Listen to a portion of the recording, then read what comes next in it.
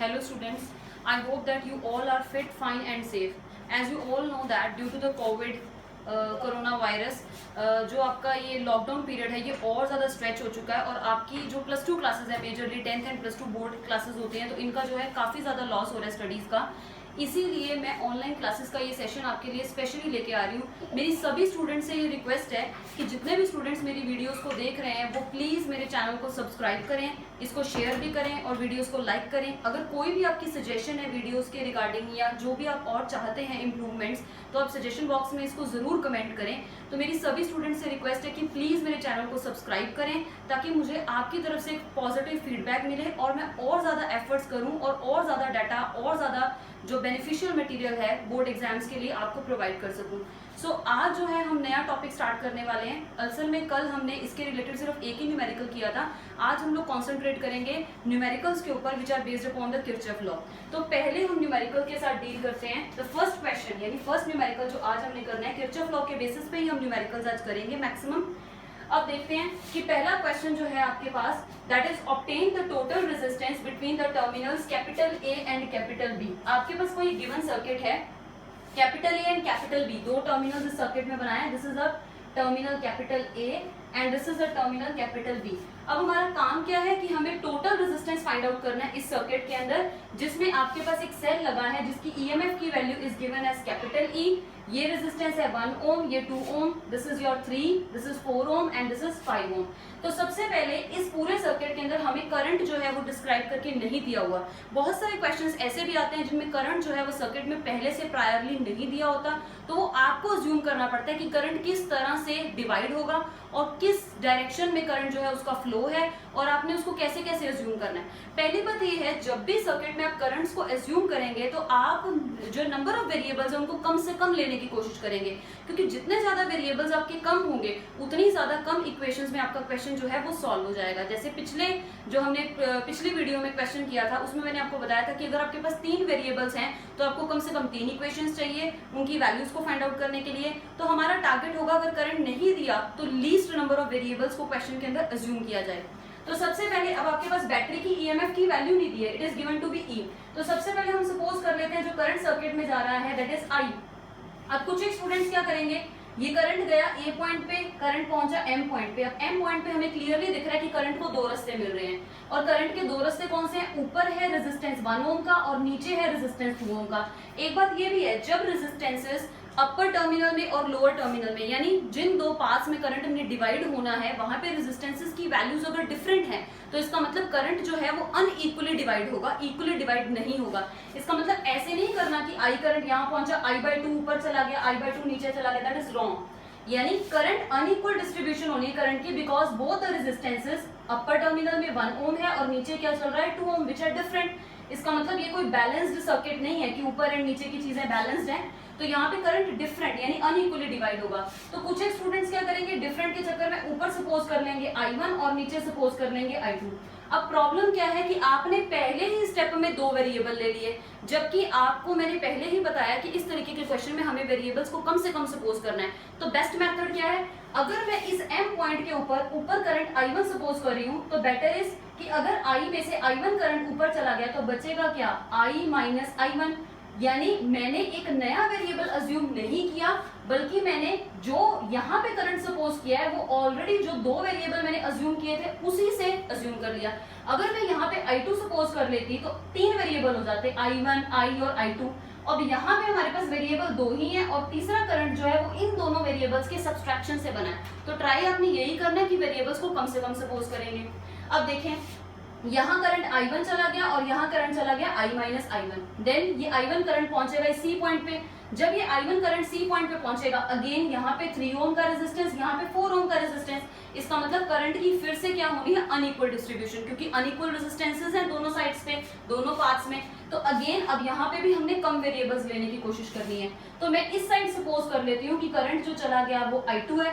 अगर I1 में से I2 करंट इस ट्रैक में चला गया है दैट इज CN ट्रैक, तो बचेगा करंट कितना I1 माइनस I2। यानी अगेन मैंने वेरिएबल कम सपोज किया तो C पॉइंट पे I1 करंट का कुछ हिस्सा यानी I2 करंट इधर चला गया और I1 में से अगर I2 को सब्सट्रैक्ट करें तो बचा हुआ करंट चला गया CD के अक्रॉस, यानी 3 ओम रेजिस्टेंस में से पास करता हुआ।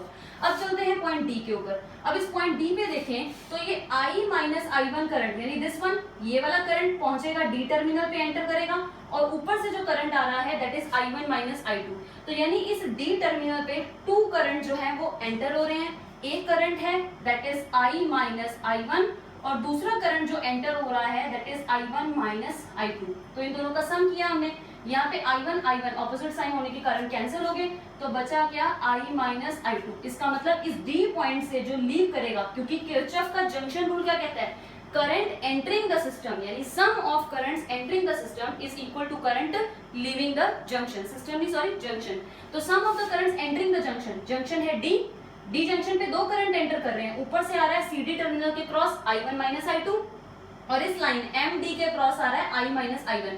तो D पॉइंट पे जो 2 एंटर हो रहे हैं उनको जब हमने ऐड किया तो आपका लीव करता हुआ करंट आपको क्या मिल गया, I माइनस I2, यानी यहाँ पे आपका करंट आ गया I माइनस I2। अब देखें ये I माइनस I2 जाएगा D से N पॉइंट पे, यहाँ पे पहुंच गया I माइनस I2, और ऊपर से करंट क्या आ रहा है I2। अब देखें I2 और यहाँ I माइनस I2, अगर मैं इन दोनों को ऐड करूं, क्योंकि again at this junction N 2 currents are entering, sum of currents entering the junction is equal to current leaving the junction। अगर मैं इन दोनों फैक्टर्स को ऐड करूं तो I2 से I2 कैंसिल हो जाएगा और बचा हुआ फैक्टर क्या होगा I। इसका मतलब मैंने I करंट से स्टार्टिंग की थी और I करंट ही मैं वापस रिटेन करके ले आई सर्किट में। इसका मतलब मैंने जो करंट की डिविजन्स किए हैं वो बिल्कुल एक्यूरेट है। अब हम लूप लॉ लगा सकते हैं। अब अगर हम लूप लॉ लगाएं इस क्वेश्चन के अंदर, अब देखिए सबसे पहले आपको मैंने पहले ही बताया था कि जितने कम वेरिएबल आप सपोज करेंगे उतने ही कम लूप लॉ आपको लगाने पड़ेंगे। अब यहाँ पे हमारे पास वेरिएबल्स चल रहे हैं I1 I2 जो बेसिक वेरिएबल्स हैं, और एक वेरिएबल I भी है और E भी है, ठीक है। अब देखिए सबसे पहला लूप लॉ हम यहाँ लगा लेते हैं। आपकी मर्जी है, चाहे आप एंटी क्लॉकवाइज लगाएं चाहे क्लॉकवाइज लगाएं, but I prefer to use it anti clockwise. सबसे पहला लूप लॉ हम इस सर्किट में लगाते हैं, तो अप्लाइंग लिखेंगे, अप्लाइंग लूप लॉ, किरचॉफ का लूप लॉ है। लूप लॉ कौन से लूप में लगा रहे हैं, दैट इज MCDM। वापस आगे स्टार्टिंग जहां से की वहीं पे वापस, यानी applying the loop law to MCDM। तो MCDM लूप पे अगर लगाएं, अगेन किरचॉफ का जो सेकंड लूप लॉ था आपको मैंने ये बताया था पिछले लेक्चर में कि अगर जिस डायरेक्शन में आप ट्रेवर्स कर रहे हैं अगर उसी डायरेक्शन में करंट चल रहा हो तो आपने उसको नेगेटिव सपोज करना है। अब देखिए हम कैसे ट्रेवर्स कर रहे हैं, सबसे पहले M से C गए। अगर हम M से C गए तो हमारे पाथ में रेजिस्टेंस आया 1 ओम का। जिस डायरेक्शन में हम ट्रेवर्स कर रहे हैं उसी डायरेक्शन में करंट है, इसका मतलब this current is taken to be negative. तो क्या लिखेंगे, -1 इंटू I1, क्योंकि ये डेल्टा V बन गया, current multiplied by resistance gives you the value of delta V। और हमारा जो किरचॉफ का लूप लॉ है, सेकंड लूप लॉ, वो यही है, summation of delta E plus summation of delta V is equal to 0। तो इसी के ऊपर हम कॉन्सेंट्रेट कर रहे हैं। अब देखें हम C से D आए, जब C से D, क्योंकि M से C हम ट्रेवर्स कर चुके हैं, अब C से D आएंगे, तो C से D मैं ट्रेवर्स भी C से D कर रही हूँ और करंट की डायरेक्शन देखें वो भी टॉप टू बॉटम ही है। इसका मतलब again we will take it as negative. तो लिखेंगे -3 multiplied with I1 minus I2, ठीक है, रेजिस्टेंस मल्टीप्लाइड बाय करंट। अब D से M पे चलें। अब D से M पे देखें, हम ट्रेवर्स कर रहे हैं D से M, लेकिन करंट की डायरेक्शन क्या है, ऑपोजिट। तो अगर करंट आपके डायरेक्शन ऑफ ट्रेवर्स के ऑपोजिट होगा तो आपने उसको क्या लेना है, पॉजिटिव। तो इसको हम कैसे लिखेंगे, +2 multiplied with I minus I1। अब आपके पास इस पूरे सर्किट MCDM के अंदर कोई भी बैटरी, आपके पास कोई भी सेल, कोई EMF कुछ नहीं आया, तो इसका मतलब डेल्टा V तो है ही नहीं, summation of delta V, summation E है ही नहीं आपके पास, तो आंसर किसके बराबर होगा, 0। सारे आपके पास डेल्टा V ही हैं। अब इसको थोड़ा सा सॉल्व करें तो लिखेंगे -I1 ब्रैकेट ओपन करें, -3I1 minus minus become plus, +3I2 +2 into I -2 into I1 that is equal to 0। अब I1 वाले फैक्टर्स को इकट्ठा कर दो, this is -1, this is -3 becomes -4, और यहाँ पे क्या है -2, तो -4 -2 बन गया -6। Equation become -6I1 +3I2 is equal to, इस 2I को इधर लेके जाएं तो लिखेंगे -2I। तो I1 I2 को हमने एक तरफ रख लिया और I को हमने दूसरी तरफ रख लिया, तो this becomes your first equation from the first loop law. अब सेकंड लूप लॉ लगाते हैं हम दिस लूप पे, दैट इज CNDC। ये वाला loop again anti clockwise reverse कर रहे हैं, CNDC। तो अगेन लिखेंगे applying the Kirchhoff law, complete नहीं लिख रही मैं, सीधा ही लिख रही हूँ, applying the Kirchhoff law to the loop. अब मैंने लूप चूज किया है CNDC। अब सी एंड डी सी लूप को ध्यान से देखें, जब आप सी से एन पे जा रहे हैं, सी से एन पे, तो जिस डायरेक्शन में आप ट्रेवर्स कर रहे हैं उसी डायरेक्शन में करंट है, तो it will be taken as negative. तो क्या लिखेंगे, -4 टाइम्स ऑफ I2, क्योंकि रेजिस्टेंस की वैल्यू है 4 और करंट चल रहा है I2। उसके बाद एन से डी है, एन से डी पे ध्यान दें तो जिस डायरेक्शन में आप ट्रेवर्स कर रहे हैं उससे ऑपोजिट डायरेक्शन में करंट है, और करंट की वैल्यू क्या चल रही है एन से डी टर्मिनल में, that is I minus I2, तो it will be considered as positive. तो लिखेंगे प्लस ऑफ रेजिस्टेंस की वैल्यू क्या है एन से डी में, दैट इज 5, और करंट क्या चल रहा है I माइनस I2। प्लस मैंने इसलिए लिया क्योंकि जिस डायरेक्शन में आप ट्रेवर्स कर रहे हैं, ट्रेवर्स आप कर रहे हैं एन से डी में, लेकिन करंट की डायरेक्शन जो है वो डी से एन है, तो if current is opposite to the direction of your traverse in any loop then take it as positive। तो हमने पॉजिटिव का साइन लिया। उसके बाद D से C चलते हैं, तो जिस डायरेक्शन में हम ट्रेवर्स कर रहे हैं उससे ऑपोजिट करंट है, तो again it will be taken as positive. तो लिखेंगे +3 टाइम्स ऑफ, और करंट कितना चल रहा है इस C से D टर्मिनल में, that is I1 minus I2। अब अगेन कोई भी इस C एंड DC इस पार्ट के अंदर आपके पास कोई सेल, कोई EMF नहीं है, तो this will be equal to 0। आपकी इक्वेशन कंप्लीट होगी। इसको फिर से सॉल्व करें, तो लिखेंगे -4 times of I2 plus 5I minus 5I2 plus 3I1 minus 3I2 that is equal to 0। अब ये आपके पास इक्वेशन बन गई। अब आगे चलते हैं, अब इसमें टर्म्स को इकट्ठा कर दो, कोलैबोरेट कर दो। अब देखो यहाँ पे I1 वाली सिर्फ एक ही टर्म है, दैट इज 3I1, तो 3I1 को पहले एक तरफ लिखेंगे, 3I1 थोड़ा सा ऊपर लिख देती हूँ, दैट इज 3I1। उसके बाद I2 वाली टर्म्स देखें, -5I2 एंड -4I2, तो 4 एंड 5 क्या बन गया 9, -9। I2 वाली एक टर्म ये भी है, दैट इज -3, अगेन माइनस, तो ये दोनों का 4 एंड 5 बन गया -9, -9 एंड -3 बिकम्स -12, तो it becomes -12 into I2 plus 5I is equal to 0। अब अगेन इसी के साथ हमने फर्स्ट इक्वेशन के साथ सिमेट्री लेके आनी है, तो हमने क्या करना है 5I वाली टर्म को इस तरफ लेके जाए, तो equation become 3I1 minus 12I2 is equal to -5I। This becomes your second equation. अब हमारा काम है कि हम वेरिएबल्स को रिड्यूस करें, तो हमें दिख रहा है कि यहाँ पे 12 है I2 के साथ, और यहाँ पे क्या है 3 है, एक तरफ प्लस का साइन और इस तरफ है माइनस का साइन। तो बेस्ट मेथड जो मुझे नजर आ रहा है दैट इज इक्वेशन 1 को हम अगर 4 से मल्टीप्लाई करके इन दोनों इक्वेशंस को ऐड कर दें। आप किसी भी तरीके से आप ये भी कर सकते हैं कि इक्वेशन 2 को 2 से मल्टीप्लाई करके फिर इन दोनों को ऐड कर दें। अगर आप इस तरीके से करेंगे तो I1 वेरिएबल खत्म होगा, अगर जैसे मैं बोल रही हूँ वैसे करेंगे तो I2 वेरिएबल खत्म होगा। आपका टारगेट है किसी भी एक वेरिएबल को खत्म करना, तो we will go for multiply equation 1 by 4 and add in equation 2। Add कर देते हैं, सबसे पहले इसको 4 से मल्टीप्लाई करें, तो 6 4 are 24, तो becomes 24I1। मैं इस पूरी इक्वेशन को 4 से प्रोडक्ट कर रही हूँ, 3 4 बन गया plus 12I2 is equal to, then 4 into 2 minus 8I, और इक्वेशन 2 को एज इट इज लिखेंगे, that becomes 3I1 minus 12I2 is equal to -5I। Now add both the equation, so these two factors will cancel out, so 24 and 3 becomes minus of 21I1 is equal to 8 and 5 13 minus 13I। तो I1 का answer आ गया, minus and minus both cancel out, 13/21 into I। ये आपके पास I1 का answer आ गया। तो I1 का answer आपने I की टर्म्स में सॉल्व कर लिया। टारगेट हमारा है टोटल रेजिस्टेंस फाइंड आउट करना, तो सबसे पहले हमें I1 की वैल्यू, I2 की वैल्यू, ये सारी वैल्यूज चाहिए। तो I1 की वैल्यू हम निकाल चुके हैं, उसके बाद अब हम चलते हैं I2 की वैल्यू पे। I2 की वैल्यू को सॉल्व करने के लिए I1 की इसी वैल्यू किसी भी एक इक्वेशन में सब्स्टिट्यूट कर दो। लेट अस से फर्स्ट इक्वेशन में पुट करते हैं, तो फ्रॉम 1 फर्स्ट इक्वेशन में अगर मैं I1 की वैल्यू रखूं तो -6 इंटू I1 की वैल्यू है 13/21 plus 3 times of I2 is equal to -2I। तो 6 और ये दोनों 3 के टेबल पे कैंसिल हो रहे हैं, 2s और 3 7s, 7 3 21, 13 इंटू 2 बन गया 26 -26/7 plus 3I2 is equal to -2I। Now take it at other side, तो 3I2 is equal to minus 1 second, here I factor भी है, -2I plus 26/7 times of I। अब हम LCM ले लें, तो 7 is the LCM, 7 2s are 14, -14i plus 26 into I. अब इसको सॉल्व करें, दोनों सब्सट्रैक्ट होंगे टर्म्स, तो ये बनेगा 12, तो इट बिकम्स 12i अपॉन 7 और i2 चाहिए, साथ में 3 था। अब हमने क्या करना है, इस 3 फैक्टर को यहाँ से रिमूव किया और डिनोमिनेटर में लेके गए, तो मल्टीप्लाइड बाय 3, इन दोनों को कैंसिल किया 4, तो आपके पास i2 का एक्सप्रेशन क्या आ गया, 4i डिवाइडेड बाय 7, तो this becomes your value of i2। आपने i1 फैक्टर सॉल्व कर लिया है, i2 फैक्टर भी सॉल्व कर लिया है, ये दोनों वैल्यूज अब आपके पास आ चुकी हैं।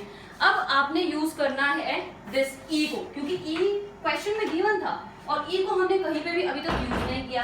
टारगेट हमारा है टोटल रेजिस्टेंस फाइंड आउट करना, तो e को यूटिलाइज करने के लिए जो इजी लूप मुझे लग रहा है, आप कोई भी लूप यूज कर सकते हैं। जैसे हम ये लूप यूज कर लें, अगर a m d n उसके बाद वापस a, ये भी ले सकते हैं, या a m c n उसके बाद वापस a, मतलब ऊपर वाला सारा हिस्सा, ये वाला पार्ट भी ट्रेवर्स कर सकते हैं, e से शुरू करके ऐसे गए, नीचे से दिस, ये पार्ट भी यूज कर सकते हैं, या e से शुरू करके हम ऊपर वाला पार्ट भी ट्रेवर्स कर सकते हैं, इक्विवेलेंट ही है।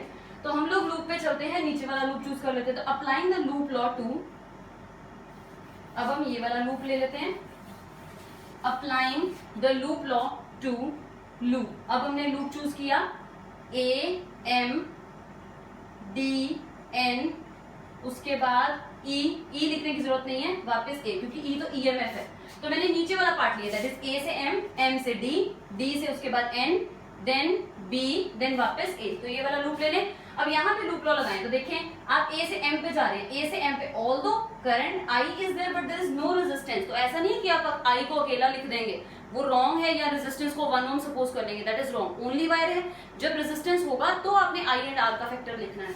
अब आप m पे पहुंचे, m के बाद आपको रेजिस्टेंस 2 ओम दिख रहा है। अब जिस डायरेक्शन में आप m से d ट्रेवर्स करें, तो जैसे आप चल रहे हैं उसी डायरेक्शन में करंट है, तो it will be taken as negative, तो लिखेंगे -2 times of I minus I1।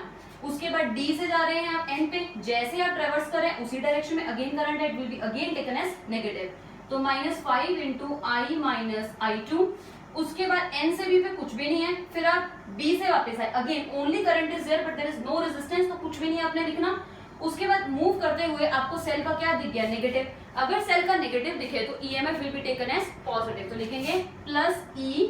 उसके बाद वापस आप A पे गए, रेजिस्टेंस भी नहीं है, कोई सेल नहीं है, तो that will be equal to 0, तो ओपन अप कर दें।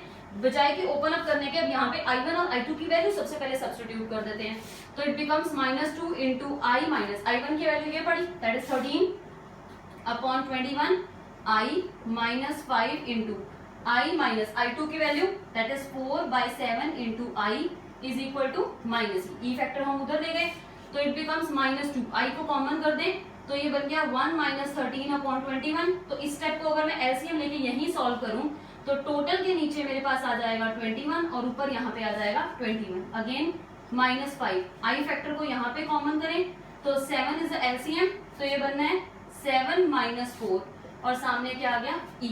अब इन दोनों को सब्सट्रैक्ट करें, तो इट बिकम्स 7 + 1 8, तो -2I into 8 upon 21 minus 5I 3/7 is equal to E। अब इसको सॉल्व कर दे थोड़ा सा, तो ये बन गया 8 2 = 16 और यहाँ पे 15, क्योंकि 5 3 = 15, तो 16 + 15 विद माइनस साइन, 16 + 15 और LCM लेना है पहले, तो ये बनेगा -16 अपॉन 21 into I minus 15 upon 7 into I, that is equal to E।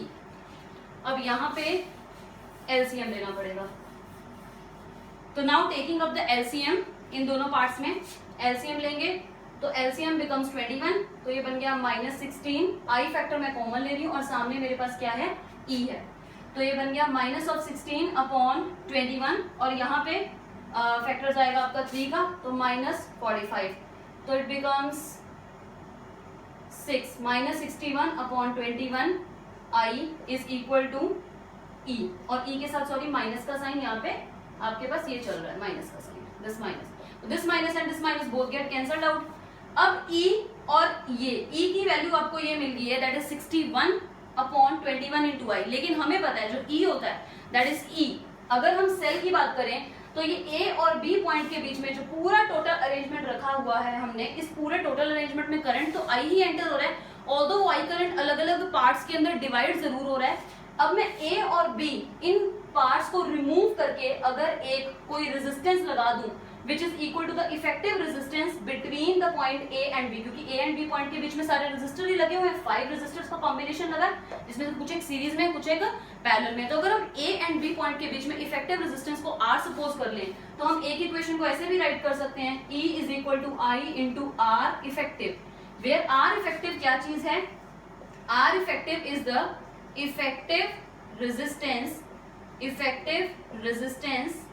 between points A and B. ये बात आपको समझ में आ गई होगी कि हमने ए एंड बी पॉइंट के बीच में जितने भी रेजिस्टेंसेस ये लगे हैं इन सबको रिमूव करके सीरीज पैरेलल सॉल्व करके कोई एक रेजिस्टेंस पे हम पहुंच सकते हैं, जैसे हम 10th क्लास के क्वेश्चंस में भी करते थे, नेट वैल्यू ऑफ रेजिस्टेंस निकालना सर्किट में। लेकिन यहाँ पे हमने ये काम किरचॉफ लॉ से करना है। तो अब यहाँ पे फर्स्ट इक्वेशन ये या स्टार इक्वेशन मार्क कर देते हैं, this is the another star equation. तो इन दोनों इक्वेशंस को अगर हम कंपेयर करें तो आपके पास 61/21 इंटू आई किसके बराबर आ गया, I into R effective. I और I कैंसिल हो गए तो R इफेक्टिव का आंसर आपके पास क्या आ गया, दैट इज 61/21 ओम। तो R इफेक्टिव का आंसर आ गया 61/21 ओम। अब हम चलते हैं अपने नेक्स्ट क्वेश्चन के ऊपर। Next question is also very important question और काफी बार जो है बोर्ड एग्जाम्स में रिपीट हुआ है। ये 2018 का क्वेश्चन है, स्केलेटन क्यूब क्वेश्चन, बड़ा ही इंपॉर्टेंट टॉपिक है स्केलेटन क्यूब क्वेश्चन। हाँ जी, अब पहले मैं क्वेश्चन फटाफट आपको इलेबोरेट करके समझा देती हूँ। क्वेश्चन आपके पास ये है कि आपके पास उन्होंने बोला है 6 वायर्स आर देयर। क्वेश्चन हम लिखेंगे नहीं, इसको वर्बली आप लिख सकते हैं, मैं बोल रही हूँ जो भी लाइन, कि you are having the 6 wires which are arranged in the form of a skeleton cube. अब करंट जो है वो एंटर कर रहा है across the one corner of the skeleton cube and it is leaving the diagonally opposite corner. यानी आपको बोला है 6 वायर को अपने स्केलेटन क्यूब की फॉर्म में अरेंज करना है। तो सबसे पहले हम क्यूब ड्रॉ कर लेते हैं। तो 6 wires are there which are arranged, sorry 6 नहीं 12 wires, there are the 12 edges of a cube. 12 wires are arranged in the form of a skeleton cube. ये तो हो गई आपके पास 4 and 4, 8 वायर्स, 1 2 3 4 इसकी, 1 2 3 4 इसकी, 8 होगी, then 9 10 11 and 12, so 12 wires are there. और हर एक वायर का आपको रेजिस्टेंस बोला हुआ है, दैट इज स्मॉल आर। तो ये हर एक वायर का रेजिस्टेंस आर है, मैं इसको लिख नहीं रही, आप इसको वैसे ही याद कर लेंगे। हर एक वायर का resistance is given to you, that is R. अब बोला है कि इस स्केलेटन क्यूब को, जिसमें हर एक पार्ट का रेजिस्टेंस जो है उसकी वैल्यू आर है, या 2r भी दे सकते हैं, या उसकी वो स्पेसिफिक वैल्यू भी दे सकते हैं। इसको आपने कनेक्ट करना है अक्रॉस अ बैटरी, जिसमें करंट एंटर कर रहा है through one corner and it is leaving from the another diagonally opposite corner. तो डायगोनली ऑपोजिट कॉर्नर या तो ये हो सकता है, ये वाला कॉर्नर, और या फिर हम ये वाला कॉर्नर लेंगे, या तो ये डायगोनली ऑपोजिट कॉर्नर है 2, या फिर एक ये डायगोनली ऑपोजिट कॉर्नर, एक ये ले सकते हो और एक ये ले सकते हो। डायग्राम क्वेश्चन में अगर नहीं गिवन तो कोई भी डायगोनली ऑपोजिट कॉर्नर ले लो। तो सबसे पहले हम नेमिंग कर देते हैं स्केलेटन क्यूब की, A B C D, देन E F G and H। अब मैंने ये कॉर्नर चूज किया, तो करंट इज एंटरिंग, तो मैंने यहाँ पे एक बैटरी अटैच कर दी जिसका EMF E है। Current is entering at one corner and it is leaving at the another diagonally opposite corner, such that the value of resistance of each part is smaller. ये आपको given है question में। अब देखो इस question में EMF की value नहीं दी, और क्वेश्चन आपका ये है कि आपने फाइंड आउट करना है what is the effective resistance of this skeleton cube. इस स्केलेटन क्यूब का इफेक्टिव रेजिस्टेंस का वैल्यू क्या है, मतलब कौन सा पार्ट सीरीज में लगा, कौन सा पार्ट पैरेलल में लगा। इतना कॉम्प्लिकेटेड सर्किट बिना किरचॉफ लॉ के सॉल्व नहीं होगा। अब इसको सॉल्व करने का इजीएस्ट मेथड क्या है, अब जब करंट ए पॉइंट पे पहुंचेगा तो ए पॉइंट पे अगर हम देखें तो करंट कितने पार्ट्स में डिवाइड होने वाला है, एक पार्ट तो ये है, एक पार्ट ये है, एक पार्ट ये है। अगर करंट किसी भी सर्किट में 3 हिस्सों में डिवाइड होने, अब ये 3 हिस्से बराबर होंगे। रीजन इज दैट कि जो पिछला क्वेश्चन हमने किया था उसमें जो आपके ट्रैक्स थे उसमें अलग अलग रेजिस्टेंसेस लगे हुए थे, यानी हर एक पार्ट में, जैसे पिछले क्वेश्चन में करंट ऊपर जाता है I1 और नीचे हमने क्या सपोज किया था I minus I1, total current I था, वो अलग अलग इसलिए डिवाइड हो रहा है कि ऊपर रेजिस्टेंस 1 ओम का था और नीचे रेजिस्टेंस जो था वो 2 ओम की वैल्यू का था। लेकिन यहाँ पे आपके पास सभी वायर्स का बराबर रेजिस्टेंस है, इधर भी रेजिस्टेंस, इस E पार्ट में भी रेजिस्टेंस R है, AD पार्ट में भी रेजिस्टेंस आ रहा है, और ये AB पार्ट अगर मैं लूं तो इसमें भी रेजिस्टेंस आ रहा है। तो जब 3 बराबर रेजिस्टेंसेस के पास हैं तो बराबर ही अमाउंट में करंट भी जो है वो क्या होगा, डिवाइड होगा। अब देखिए, अब टोटल करंट को कैसे अज्यूम करेंगे, अगर 3 हिस्से हो रहे हैं तो टोटल करंट को क्या लो, 3 से मल्टीप्लाई करके अज्यूम करो, ठीक है। तो हमने यहाँ पे टोटल करंट को क्या सपोज करना है, 6i, ताकि हमारा क्वेश्चन इजीली सॉल्व हो जाए, ठीक है। तो 6i, क्योंकि 3 हिस्से हो रहे थे तो मैंने 3 का डबल मैंने 6i लिया, वो इसलिए लिया कि अगर आगे चल के करंट कहीं डिवाइड होता भी है तो फिर मैं उसका हाफ हाफ कर सकूं। अब 6i करंट जब ए पॉइंट पे पहुंचेगा तो 3 बराबर हिस्से अगर 6i की करें तो यहाँ पे ए ई पार्ट में चला गया 2i, ए बी पार्ट में भी चला गया 2i, और ए से डी पार्ट में भी चला गया 2i। तो 2i करंट जो है तीनों हिस्सों में बराबर से डिवाइड हो गया। अब ये 2i को देखें, 2i करंट जो है ए से डी में फ्लो करता हुआ इस डी टर्मिनल पे पहुंचा। इस डी टर्मिनल पे again there are two parts, that is एक तो है डीसी और एक है डीएच।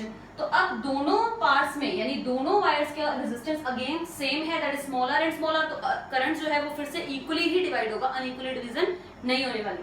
तो इसका मतलब 2i जो है वो अगर हाफ हाफ करेंगे तो इधर भी i चला गया, इधर भी i चला गया, इसीलिए हमने 6i सपोज किया था कि 6i का 2i बने और 2i से हम किस पे चलें, i में चले जाएं, ताकि हमारा जो क्वेश्चन है वो रैशनल में ना चले, रैशनल फॉर्म में ना चले, क्योंकि रैशनल फॉर्म में कैलकुलेशंस करनी जो है वो थोड़ी सी डिफिकल्ट हो जाएगी। अदरवाइज अगर आप i लेके भी चलते हैं तो फिर आप उसको रैशनल फॉर्म में लेके जाएंगे तो फिर उसको सॉल्व करेंगे, थोड़ा सा टाइम कंज्यूमिंग होगा लेकिन सॉल्व जरूर हो जाएगा। अब उसके बाद देखें i करंट, अब और इस 2i को देख लेते हैं a से b वाला। अब ये 2i करंट a से b वाला यहाँ पहुंचा, जब ये 2i करंट a से b में ट्रेवल करके पहुंचेगा तो b से f में भी जाना है करंट ने और b से c में भी जाना है, ठीक है। तो 2i current again 2 equal part में डिवाइड होगा, क्योंकि bf का रेजिस्टेंस भी r है और bc का रेजिस्टेंस भी क्या है, r है। तो यहाँ पे भी करंट i जाएगा और यहाँ पे भी करंट जाएगा i, इक्वली डिवाइड हो गया। अब ये 2i करंट यहाँ पहुंचा e पॉइंट पे, दैट इज a से e, मैंने सबसे पहले 2i वाले सारे डिवाइड किए हैं, फिर a से e पे जब 2i करंट पहुंचेगा e पॉइंट पे तो अगेन इक्वल डिवीजन, क्योंकि 2 पार्ट्स मिल रहे हैं, एक तो है e से f पार्ट और एक है f से h पार्ट। तो यहाँ पे 2i का हाफ i और इस वाले पार्ट में भी करंट क्या चला गया, i। अब कौन सी वायर रहेगी, एक तो ये वायर रहेगी। अब देखें ये e से h में i करंट आया और यहाँ से d से h में भी i करंट आया, दोनों करंट इस h पॉइंट पे आके कोलैबोरेट हो रहे हैं, यानी इस जंक्शन पे 2 करंट्स आर एंटरिंग i, एक ऊपर से e से h में और एक d से h में। तो i plus i becomes 2i, तो लीव द जंक्शन क्या होगा, 2i। उसके बाद जहां करंट हमने नहीं बनाया, एक ये वायर हमारी रहती है, दैट इज c से लेके g, दिस वायर, ये नहीं कंप्लीट हुई। अब देखिए यहाँ पे i करंट है, ये रहा c पॉइंट पे, d से c में i करंट आया और ऊपर से b से c में भी i करंट आया, तो ये दोनों करंट c पॉइंट पे जाके मर्ज होके किस में कन्वर्ट हो जाएंगे, 2i में। तो यहाँ पे भी 2i आ गया। उसके बाद ये वाली वायर रहेगी, इसमें करंट नहीं बना है, f एंड g। अब देखें e से लेके f में i करंट और b से लेके f में भी i करंट, ये दोनों करंट इस f पॉइंट पे मर्ज होंगे और क्या करंट बन जाएगा, i plus i again becomes 2i। अब ध्यान दें इस g पॉइंट पे, इस g पॉइंट पे h से लेके g में 2i करंट, f से लेके g में 2i करंट, c से लेके g में 2i करंट, तो 3 बार 2i जो है इस जंक्शन g के ऊपर मिक्स हो रहे हैं, यानी 2i plus 2i plus 2i, तो इट बिकम्स 6i, यानी g पॉइंट को जो लीव करेगा वो क्या होगा, 6i। अब देखो शुरुआत हमने किससे की थी, 6i से, पहुंच गए वापस किसमें, 6i पे। तो जहां से जिस करंट से आपने शुरू किया है अगर वही करंट आप ले आए वापस जंक्शन से बाहर निकलता हो तो इसका मतलब आपने करंट का डिवीजन बिल्कुल ठीक किया है। एक पॉइंट और इसमें नोट करने वाला है कि जब भी स्केलेटन क्यूब के क्वेश्चन में आप पॉजिटिव टर्मिनल जो है सेल का ऊपर वाले पार्ट यानी ए जंक्शन से कनेक्ट कर रहे हैं और नेगेटिव टर्मिनल को डायगोनली ऑपोजिट कॉर्नर यानी जी से कनेक्ट कर रहे हैं, ये नहीं सी से कनेक्ट कर दो, सी जो है वो डायगोनली ऑपोजिट कॉर्नर नहीं है, ये एक रेक्टेंगल के डायगोनल बन जाएगा, ये स्क्वायर का डायगोनल। तो ए का जो डायगोनली ऑपोजिट कॉर्नर है वो जी है और ई का डायगोनली ऑपोजिट कॉर्नर है सी। आप कोई भी डायगोनली ऑपोजिट कॉर्नर को चूज करके बैटरी कनेक्ट कर सकते हैं। अब ध्यान देंगे अगर ए से डी पार्ट में, ई से एच पार्ट में, B से C पार्ट में और F से G पार्ट में सभी वायर में करंट जो है वो टॉप टू बॉटम चल रहा है। वो रीजन इज दैट कि आपने टॉप पे बैटरी का पॉजिटिव दिया था और बॉटम पे बैटरी का नेगेटिव दिया था। अगर आप बॉटम पे पॉजिटिव देते और टॉप पे नेगेटिव देते तो सारे करंट इन वायर्स के अंदर जो वर्टिकल वायर्स हैं इनमें ऊपर जाते हैं, और अभी जो है आपने टॉप पे पॉजिटिव दिया है और बॉटम में नेगेटिव दिया, इसका मतलब सभी वर्टिकल वायर्स के अंदर जो करंट का डायरेक्शन होगा वो क्या होगा, टॉप टू बॉटम ही होगा। तो एक तरीके का पैटर्न ही फॉलो करेंगे, ये नहीं कि किसी क्वेश्चन में आप टॉप में बैटरी लगा दो और किसी में आप नेगेटिव में लगा दो। इस तरीके के क्वेश्चन में आपको जो है डायग्राम पेपर में नहीं दी होती, थ्योरेटिकल ही दिया होता है, तो आप एक ही तरीका याद रख लें, टॉप पे बैटरी का पॉजिटिव दें और बॉटम वाले डायगोनली ऑपोजिट कॉर्नर पे बैटरी का नेगेटिव दें। अब कोई भी एक लूप देखने में जो क्वेश्चन है बड़ा कॉम्प्लिकेटेड सा लग रहा है लेकिन लूप एक सिंपल सा लग रहा है। अब कोई भी एक लूप पकड़ लो, जैसे ए डी सी जी और मैं वापस आ गई ए पे, आपकी मर्जी है, चाहे ऊपर ले लो, ए ई एफ जी और वापस आगे कोई भी एक लूप ले लो जो क्लोज होती हो।